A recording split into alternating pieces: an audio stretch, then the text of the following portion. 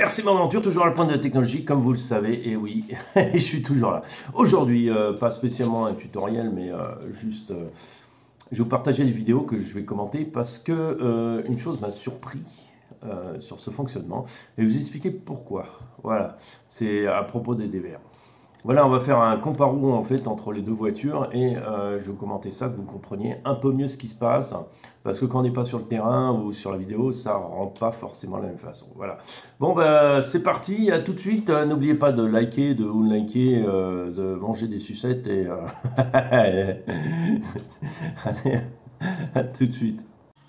Donc là, on se retrouve avec le Traxxas TRS4, donc c'est un véhicule qui fait dans les 4 kg, 4 kg 2. Voilà, donc par contre on a des Irax en Predator C1, classe 1, donc ils sont plus petits. Et on va regarder ce qu'il fait en dévers. En fait on s'aperçoit qu'il glisse pas mal de l'avant. Donc ça c'est normal, en descente c'est normal, c'est classique, même s'il a l'underdrive. Et en fait il s'en sort plutôt pas mal.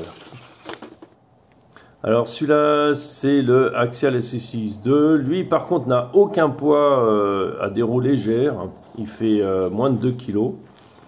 On va regarder la différence de comportement. Déjà les pneus on voit qu'ils ont une accroche moindre, puisqu'en fait soit parce qu'il est moins lourd, soit parce que les pneus accrochent moins tout simplement, hein.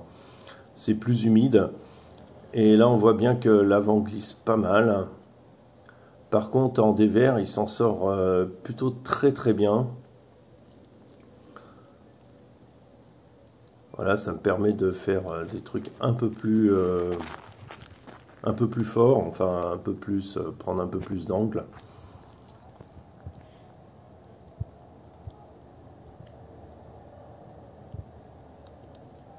Voilà, et comme il est léger, en fait, il arrive à remonter, alors que l'autre, pas vraiment.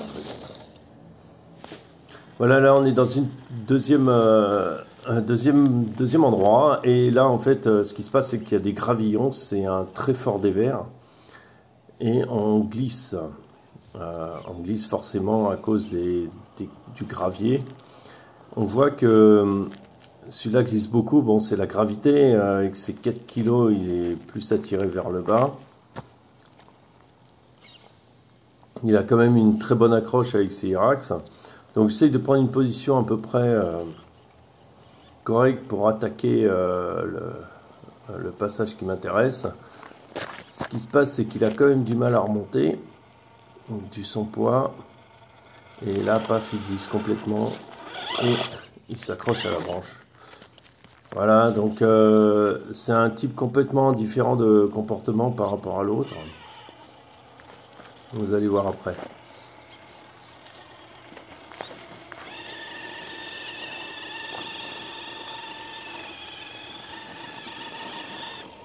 Bon là il se lève, ouais, il a un peu de poids dans la benne, voilà.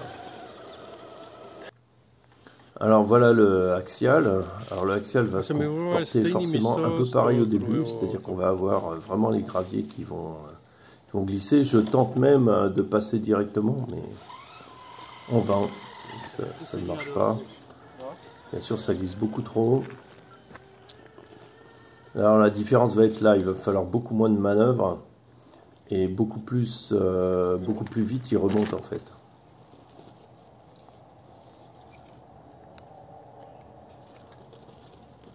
Là on voit qu'il tient très bien le dévers. Et que là voilà il remonte. Mais il remonte à l'aise. Il ne reglisse pas dans la branche. Donc là et là il remonte tout seul. Là, il a aussi l'overdrive 10% exactement comme l'autre. Bon là on est en dévers extrême, vous avez déjà vu cette vidéo, mais elle est intéressante à comparer et justement le comportement entre les deux véhicules va être complètement différent. Là on est sur un ensemble assez lourd, qui est vraiment la gravité pense dessus. Je prends appui sur le bord gauche comme je dis. Sinon, il continuera à glisser et ce qui me permet de remonter. Voilà, le vario me permet d'avoir une toute petite vitesse, ce qui me permet vraiment un passage très facile. Alors là, on est complètement sur autre chose, on est sur un vélo qui fait une voiture qui fait la moitié du poids.